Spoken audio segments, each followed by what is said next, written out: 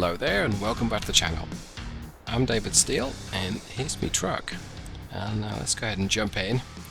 Let's get this thing started. There we go. I've just topped up the tanks and I'm going to run a fairly unusual, well, let's say unusual, bit of a heavy trip today for what is quite an entry-level international LT, shall we say. First things first, let's just get my way to where we need to be. Hope everyone is doing well. I sound a little bit creaky. I feel okay. But it's been a long few days. Just getting back to, well, I would say routine. It's not quite routine. Yeah, we had a bit of a road trip. And I know I do this all the time in ATS, but it's a little different when you do it for real.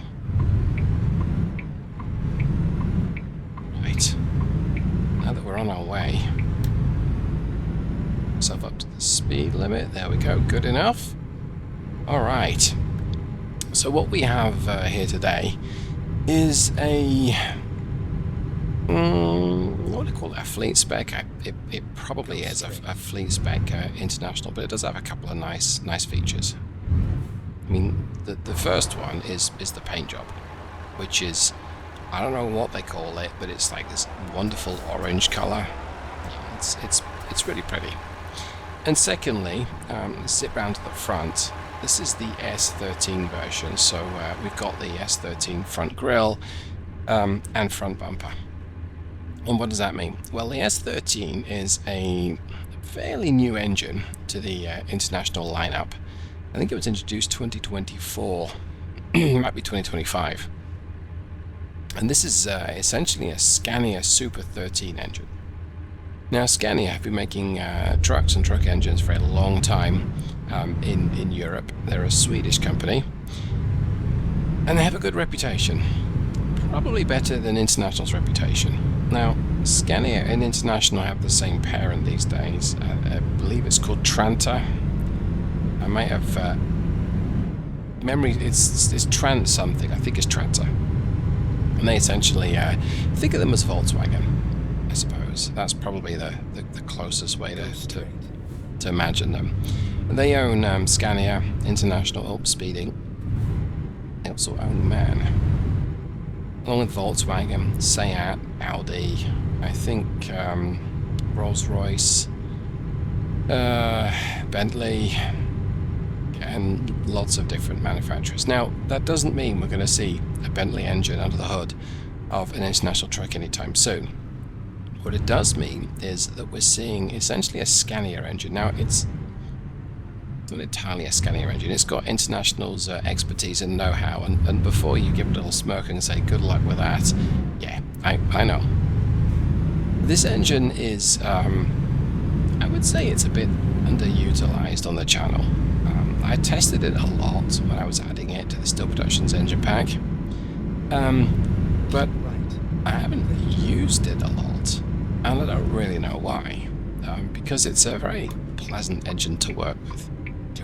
It's a 13-litre class engine.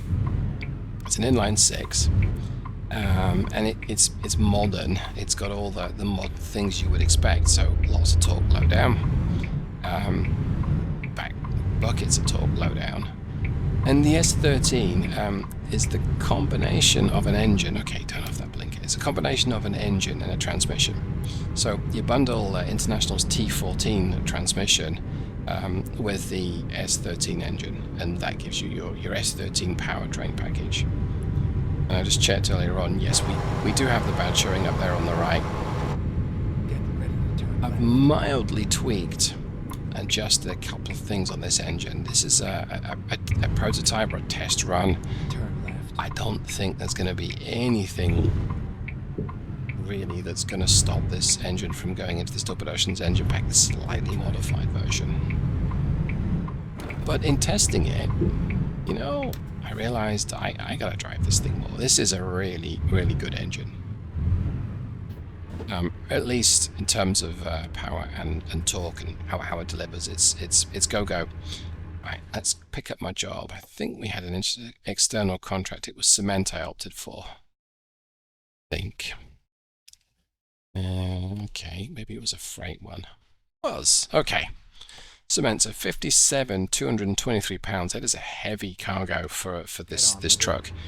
And to explain why, let's get it back into to drive. Now, this is an automated box, so the T14.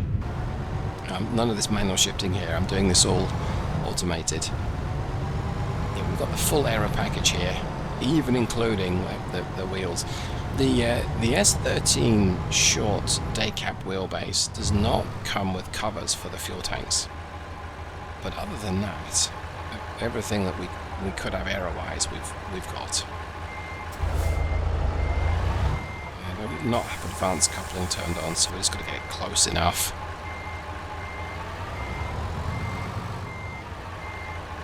It's probably close enough, but well, not yet, but it's lined up enough. This couple of doubles is an interesting cargo to carry because this is kind of dense. It's a dense cargo. Okay, it's got that connected now. Lights on for safety. Okay. It looks like the aero packaging was about right there. Okay. Right, let's jump in. Jump back in again. Okay, so it's put me into gear C2 or crawler 2. That's essentially second gear and in a 14 speed, but first gear is now in first. It's got a first till through 12, but a couple of crawlers. Now, the S13 under the hood here today is the baby of the range. It's not included in the stock truck. I added it because I wanted to. This engine is rated at 365 horsepower and 1350 foot-pounds of torque.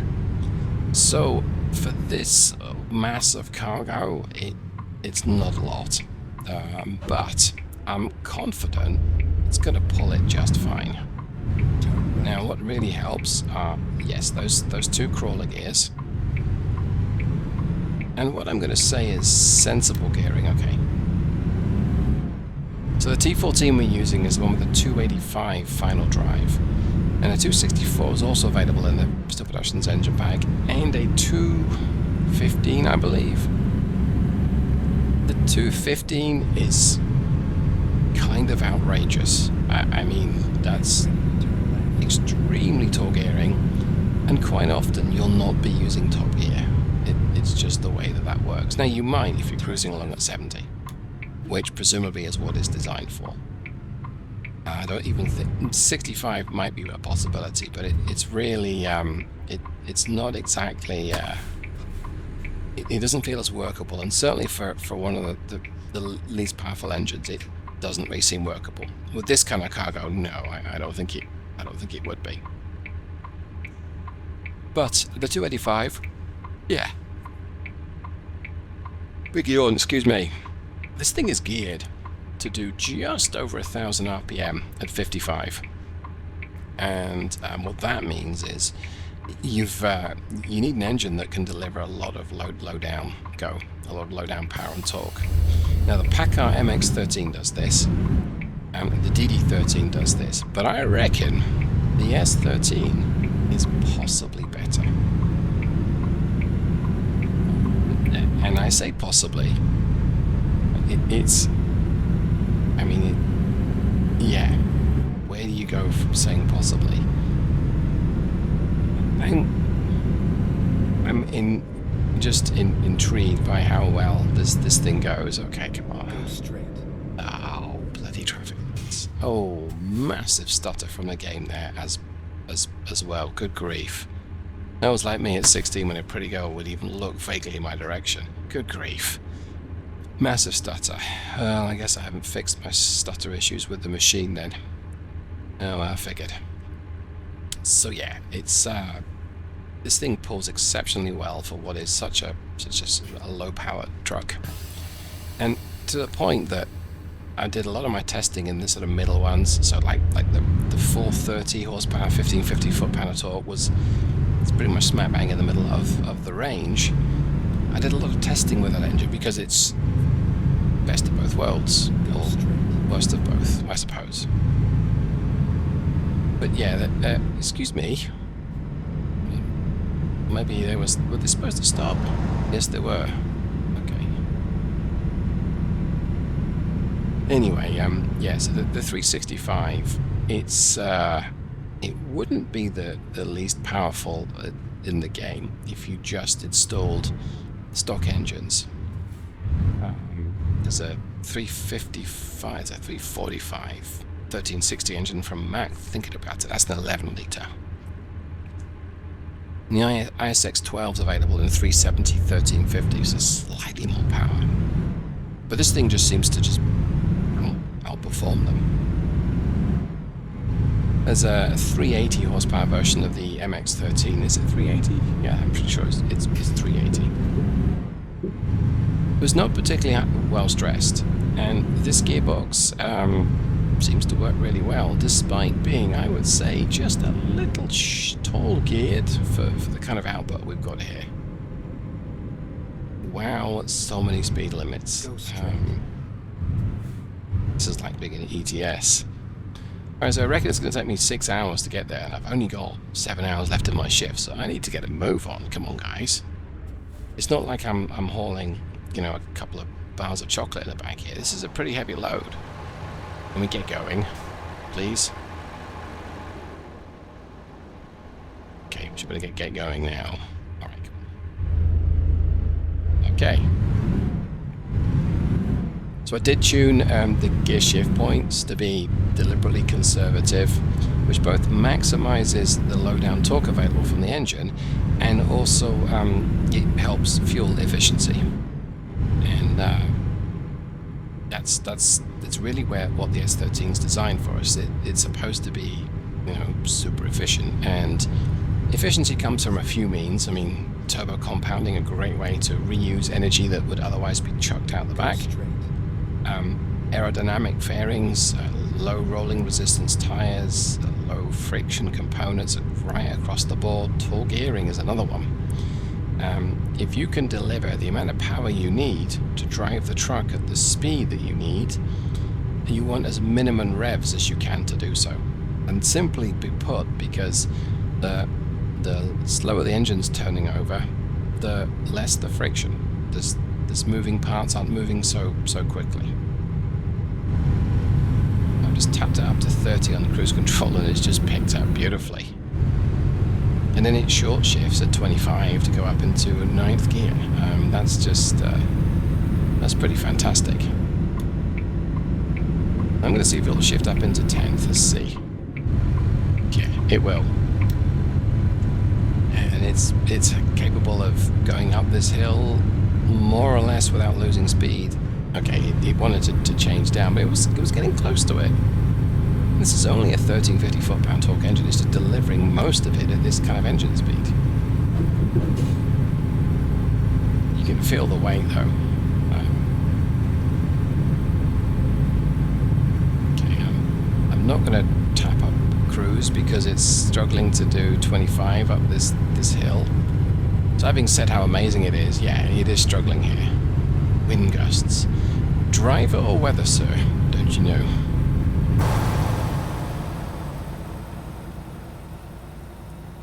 Yeah, it's a stonky cargo. Okay, well we really need to get going. We really need to be moving, because all this time spent at slow speeds is hurting my my trip. And this is an urgent delivery.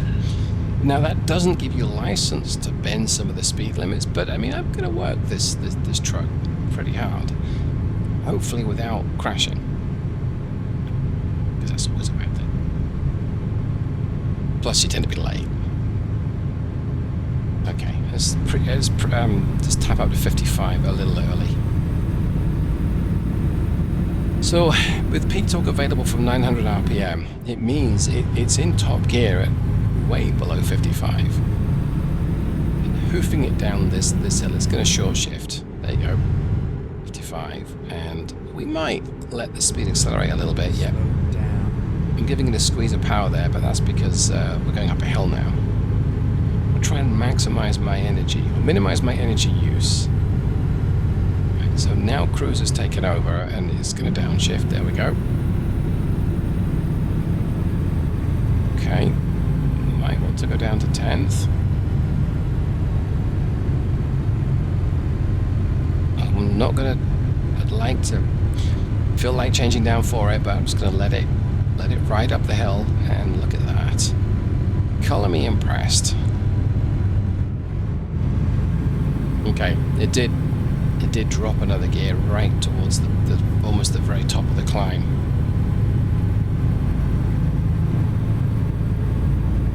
Now, using cruise control here is a very deliberate thing on my part because it removes some of the adaptive stuff that SCS put into it. And what that means is that when I squeeze the pedal harder and I'm not using cruise, it's going to want to downshift for me.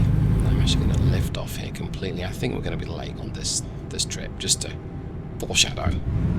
Bit of engine braking here. Alright, so I turned on automatic downshifting on the engine brake, but wanted to be a little more conservative with the engine speeds that it uses. Because it's not fun when it changes down to 2200 RPM and you get shoved through the windscreen, whatever you want to call it. And cruise is off. If I mash the throttle all the way down, I bet it downshifts. Let's try it. It does. Oh yeah, and it picks up. Okay. But I don't need to do that, is the point. That's what we're trying to accomplish here. Whether the throttle does ease over to the left. Yeah, feel the weight. See how the truck suddenly started to steer left?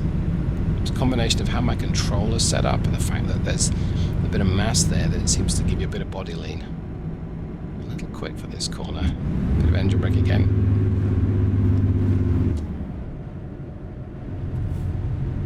Engine brake seems to be working great. I'm going to try and make up a bit of time, so I'm going to be a little more aggressive with the truck now. Let's use my engine brake by default. Okay, downshifts at 1250. Yep, there we go. Beautiful. Back on the power. That's full beans. Warning sign says rocks. I mean, you'd be impressive to run into that rock without knowing about it, right? Yeah, and see, I was hanging on to the revs when I punch the throttle wide open and keep it there. Let's lift off for this corner. Balance it out a little bit, give it a little bit of power, and there we go. Bit more, feed it in. Okay, there we go. Use the hill to keep your momentum up. Now I know I'm speeding, but I think we're about to go up a hill. We're going to lose all that speed we've gained. Well, some of it.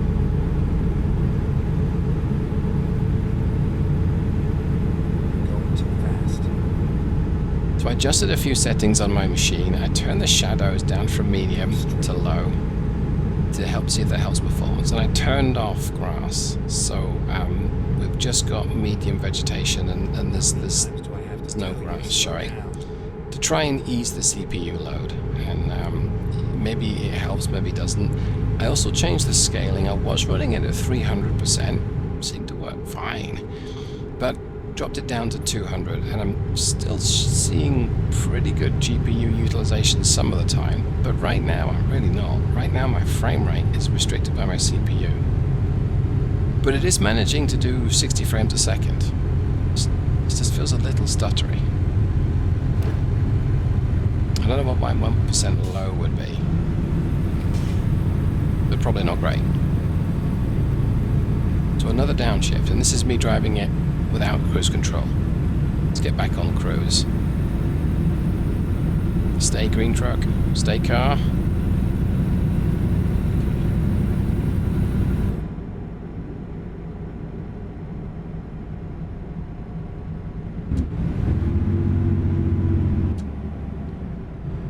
Bet you this goes down to 35. I'll be a little aggressive and take the left lane here, I think. Back on my brake. Hopefully the light will turn to green just as we arrive, which I don't think it will. We're braking quite firmly there. Go straight. Don't make me stop. Okay, good. Come on, cars. Quick check on the time. What have we got? 4 hours left. Oh, we've got 30 minutes leeway here. That's really not much. Okay. Right lane in, so we'll slot in behind this Ford Exploder.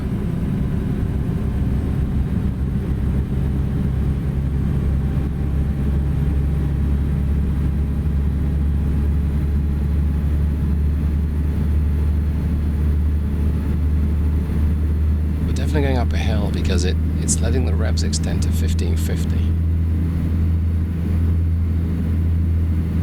16, but it doesn't want to upshift, and look at that.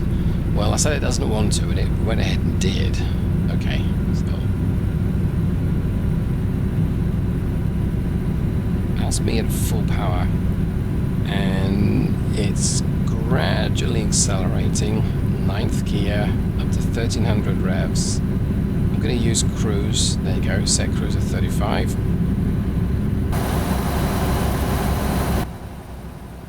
Though, I guess without the context of trying this with maybe something like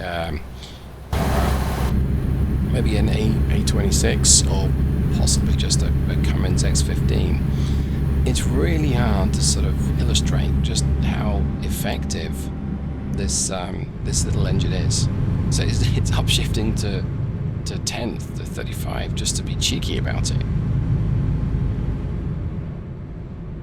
And fuel consumption wise, I know that this trip's not particularly economical. It isn't even with a lighter cargo because it's so hilly and twisty. But so far 6 to the gallon, and I reset the trip when I bought diesel right at the start of the video, is not bad going. And when we cruise, we will make up some of what we burn going up those gradients.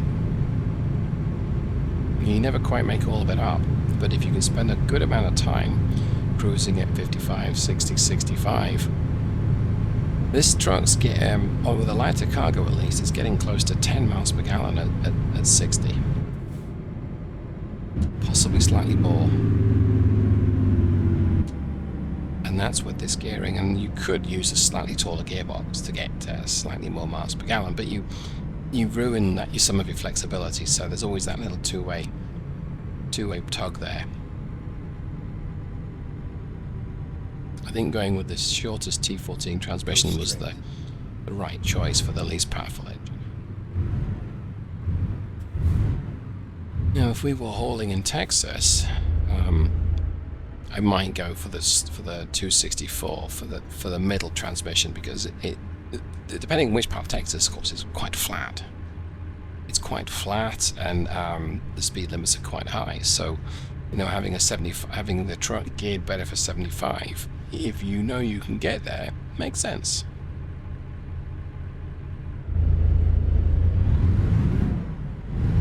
Yeah, so it's skipped first. In fact, it's skipping gears, which is good. I am being a little, yeah, I would say brutal, but we're using plenty of power here.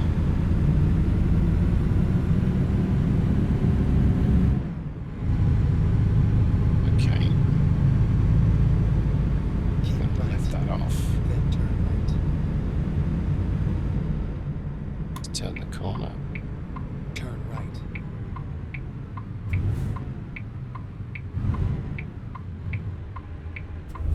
Turn right on the red. Probably America's best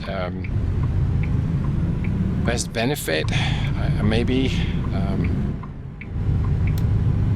mean, I don't know whether the Americans truly invented turning right on a red, but Boston 3365 miles. But yeah, it's a good. I say it's good. If you switch between ATS and ETS, American Truck Simulator and Euro Truck Simulator, it can be quite hard to remember that you shouldn't turn right on a red in Europe. I'm going to let it labour up this hill, not going to help it shift down. Let's see what it manages to do.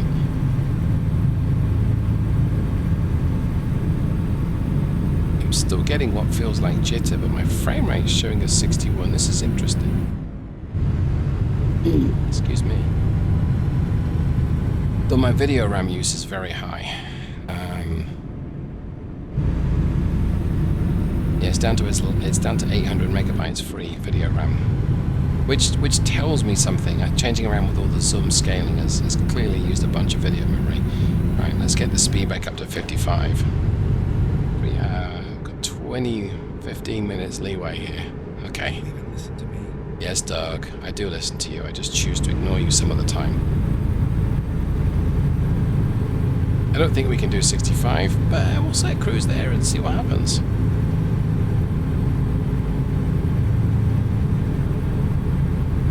Slow down.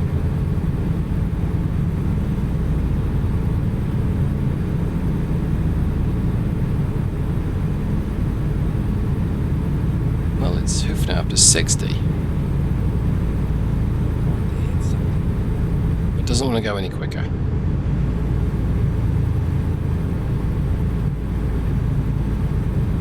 Well, 60's fine. It's a little bit above the speed limit. It will help catch up. Alright, it's cruising at 60, so this is the speed that will get me a ticket, but it will only be it might only be a small fine, maybe. Let's punch up to 65 just because we can.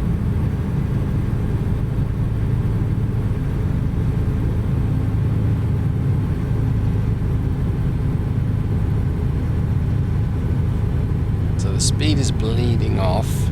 We're just coming up to 1,000 RPM. We've got about 100 left.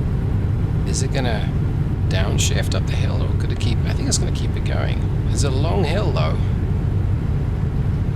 I guess everyone lean forward. I think it's gonna do it. Which is, yeah, it's good, and it reckons it's getting 6.6 instantaneous miles per gallon right now. So that is full power up a hill at 55, and it's still getting over 6.5 miles per gallon. I'm being a little crude with the controls, sadly, but it is coping just great. Okay, reduce in the speed limit. I'm surprised that cop didn't give me a ticket. Now I'm most definitely speeding. Well, we'll let it. Slow down. Let's let it anyway. Okay. Alright, I much appreciate the fact that it doesn't launch me down to 2200 RPM when I use the engine brake. Now, it's not quite as effective, but I mean, I had to use the service brake, but okay. I was able to stop. Okay, so I've still got my 15 minutes. Typically, I tend to lose speed, lose time rather, on anything other than a nice interstate with a speed limit of 70 or more, maybe 65 or more. Just because the average speed doesn't take into account, you have to slow down for anything, you know, traffic, cops, intersections, junctions, roundabouts, traffic circles, you know, anything any hazard that you have to slow down for. It doesn't take that into account when it calculates how long it's going to take you. Red lights is another one. So it was kind of orange when I went through. Kind of. Sort of. At least when the front went through, and you really shouldn't run red lights.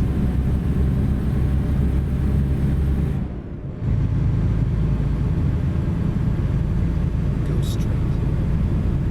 Okay, let's go ahead and merge left.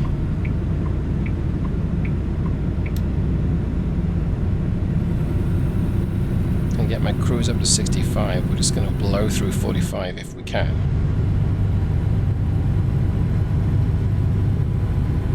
Well, we almost made 45 by the end of the speed limit to go up to 55, but okay. Yeah, see what I mean?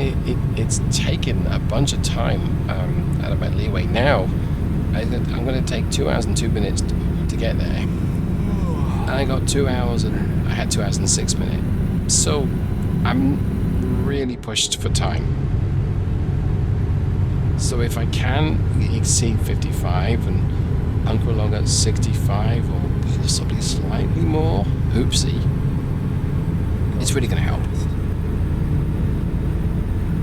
We'll see what the road does. Does it open looks like it does. Oh, well, that's 65 then. You're going to hit something. Yeah, this game's not performing great. It's a little janky.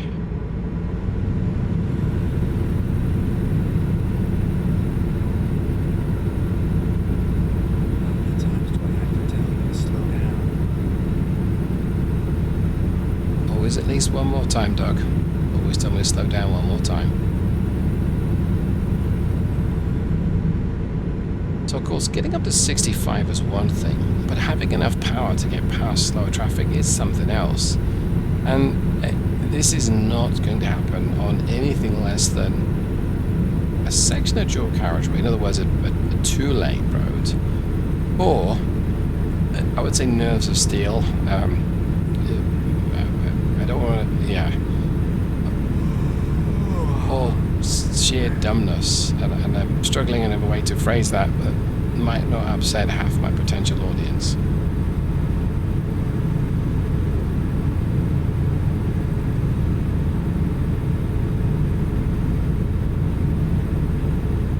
So let's knock the cruise back to 60. Got a couple of cars doing, and that second one might be a cop car. A couple of cars doing 55. I don't know what it is, and then an RV and a semi. Could use the shoulder, but I don't really think that that's what it's for. I'm also driving way too close. Okay, there you go. The hill sorted that out for me.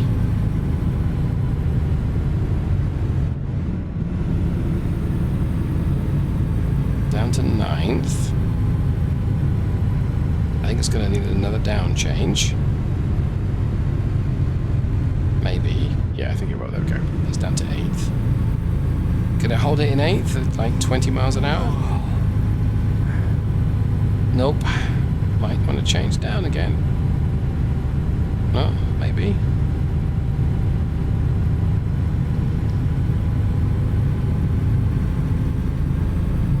Okay.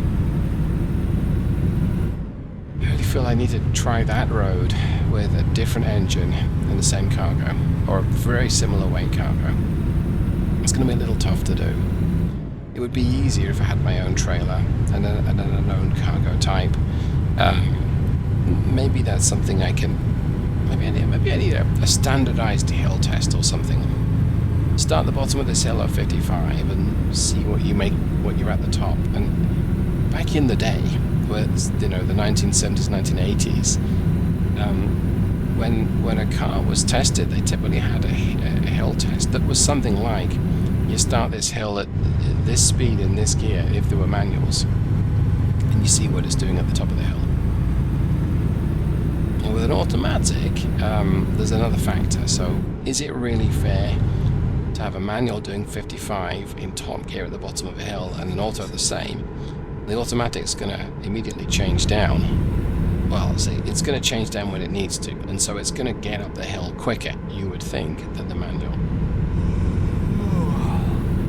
I got my cruise up to 70, and I'll try and make up a little bit of time. Right now, we've just fallen behind my time to get there and the time left in my shift. So my shift should be finishing at 5 p.m. Is that right? Yeah, that's right. So I'm going to get there at 5 p.m. Oh. Yes. Okay, come on. I'm kind of turning right up here, but I don't think I really want to. Oh, what road? Oops.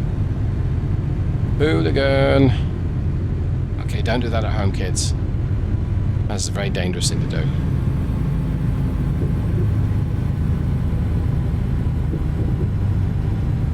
That would have been a ticket for misappropriate use of speed, misappropriate application of speed, using the wrong lane or one-way violation, driving like a chump, basically.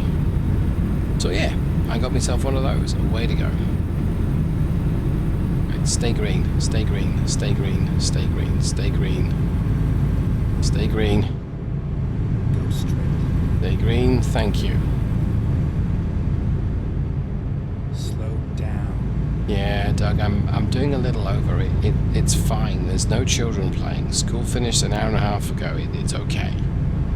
We'll be fine, lad. Well, I mean, we hope we'll be fine. Caution. You're exceeding the speed limit. I know.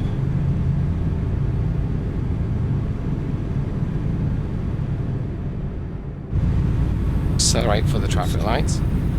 Again, not something to do at home, and even better, we'll cross lanes and go through a red light at the same time. How many times do I have to tell you to slow down? Doug, I'm chasing a Prius. It's fine. Unless I got a left turn up here. I may not have time to accidentally knock this Prius with my trailer. No. Keep left, and then turn left.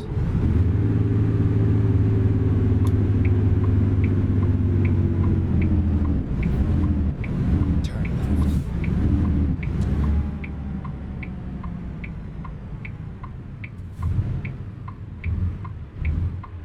Okay. 12 minutes away, 23 minutes to do. So I did make up quite a bit of time there, but I was driving like a hooligan. That's not really what ATS is supposed to be about. But the fact that you can is, it's kind of good fun sometimes. We're giving you lots of beans here. That's full acceleration, and it shifts up to be about 1100 revs. So it, I say that the T14 feels like a very sensible gearbox. I don't know if the T14 is a variant of the OptiCruise that Scania used. They just called it a T14 because they could, or if it's a new gearbox. And a little bit of reading will tell me the answer to that, but I haven't done it, and so I therefore don't know. But I know that Volvo's iShift, typically a 12-speed, but is also available with a 13th and 14-speed variant. And the extra gears are at the very bottom of the range, so they're crawlers.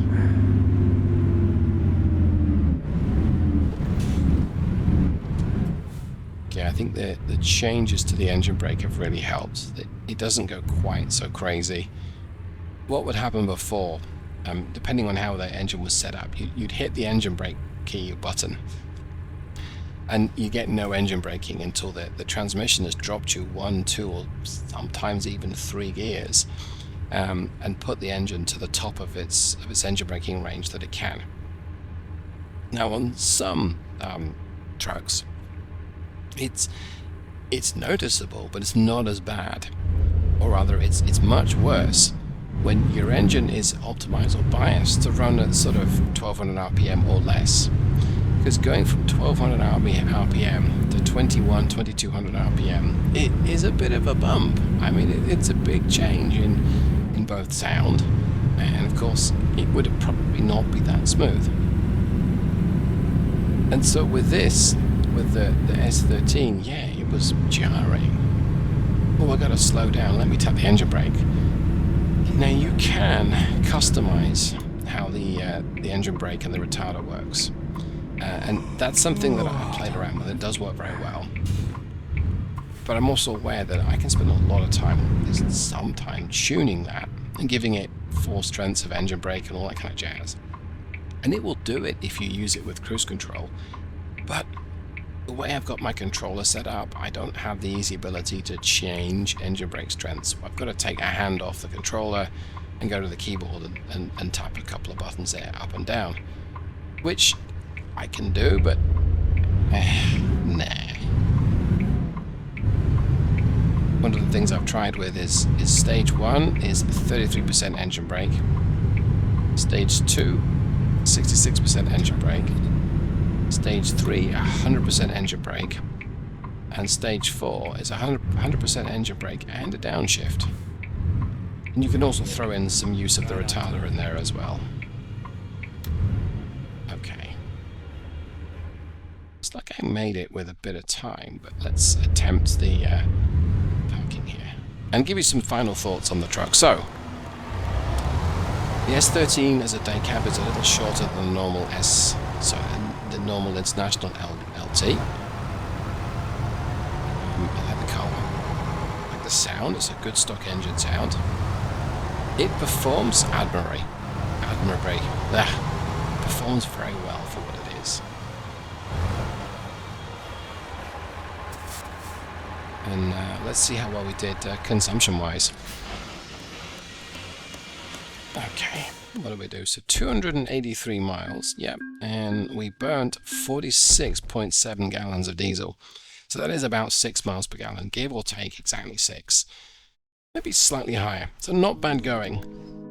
Right.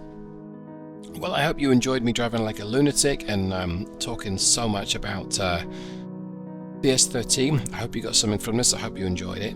Thanks so much, and I'll see you the next time. Goodbye.